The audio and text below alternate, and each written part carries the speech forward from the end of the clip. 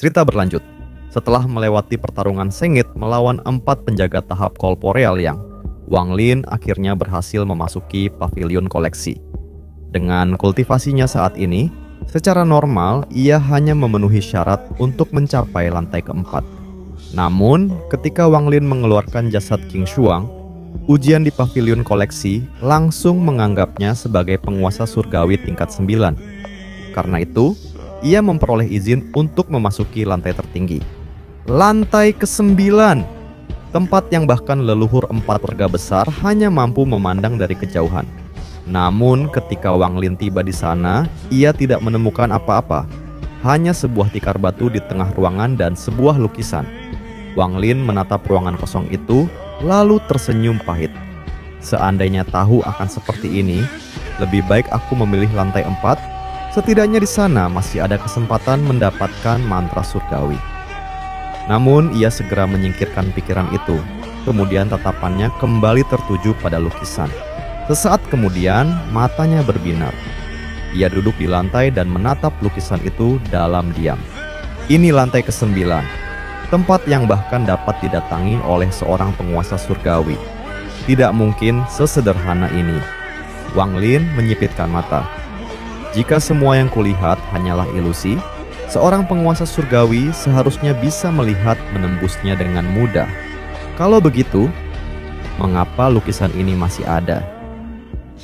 Ia mulai mengamati setiap bagian lukisan dengan lebih saksama. Waktu berlalu, pikiran Wang Lin perlahan menjadi tenang. Ia tidak lagi memikirkan batu giok ataupun mantra yang mungkin didapatkannya. Setelah menganalisis semuanya, ia yakin bahwa lukisan itulah kuncinya. Ia melepaskan seluruh pikirannya dan membiarkan kesadarannya tenggelam ke dalam lukisan. Waktu berlalu. Perlahan, pikirannya menjadi tenang. Ia tidak lagi berharap mendapatkan sesuatu dari lantai ke-9. Setelah menganalisis keadaan, ia yakin bahwa lukisan inilah jawabannya. Ia melepaskan seluruh pikirannya dan membiarkan kesadarannya larut ke dalam lukisan. Bahkan setelah memejamkan mata, gambaran lukisan itu masih jelas di benaknya, seolah kesadarannya telah menyatu dengannya. Setelah beberapa lama, Wang Lin membuka mata. Ada yang salah. Tatapannya menajam. Ada penghalang samar yang mencegahku benar-benar memasuki lukisan ini. Ia terdiam sejenak, lalu tiba-tiba matanya menyipit. Tatapannya tertuju pada anak kecil di bawah pohon. Wang Lin ingat dengan jelas bahwa anak kecil itu sebelumnya hanya berlatih tanpa membuat segel tangan. Namun sekarang, tangan anak kecil itu membentuk sebuah segel. Pikiran Wang Lin bergetar. Ia segera memusatkan seluruh perhatiannya pada lukisan. Hari demi hari berlalu. Dalam sekejap, 7 hari telah lewat. Selama itu, Wang Lin menemukan sesuatu yang aneh. Setiap 2 hingga 3 jam, tangan anak kecil di dalam lukisan membentuk segel yang berbeda-beda. Perubahannya sangat halus. Tanpa pengamatan terus-menerus, mustahil menyadarinya. Selama 7 hari, Wang Lin menghafal setiap segelnya. Pada hari ke-8, ia akhirnya bergerak.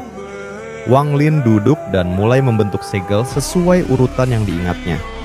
Begitu segel pertama terbentuk, seluruh pavilion koleksi bergetar. Wang Lin langsung berhenti dan mengamati sekeliling. Setelah memastikan tidak ada perubahan lain, ia kembali melanjutkan. Getaran kembali terjadi. Pavilion berguncang semakin kuat, seolah-olah ruang di sekitarnya sedang menyusut. Mata Wang Lin berbinar. Ia mempercepat gerakan tangannya. Namun setelah beberapa kali guncangan, pavilion itu kembali terdiam. Wang Lin mengerutkan kening. Ia menatap lukisan itu, lalu mempercepat pembentukan segelnya. Tiba-tiba, tubuhnya terasa ringan. Kesadarannya seperti terlepas dari tubuh dan perlahan terseret ke dalam lukisan. Segel terakhir terbentuk. Boom! Dentuman keras mengguncang pikirannya. Tubuh Wang Lin jatuh ke tanah. Jiwa asalnya bergetar hebat hingga pandangannya menjadi kabur. Beberapa saat kemudian, penglihatannya kembali jelas. Pikirannya langsung terguncang. Ia telah masuk ke dalam lukisan dan berada di tempat yang sama sekali berbeda. Di sekelilingnya hanya ada kehampaan. Di belakangnya berdiri sebuah pohon besar. Setengah dari daunnya telah menguning, bergoyang tertiup angin dan menimbulkan suara gemerisik.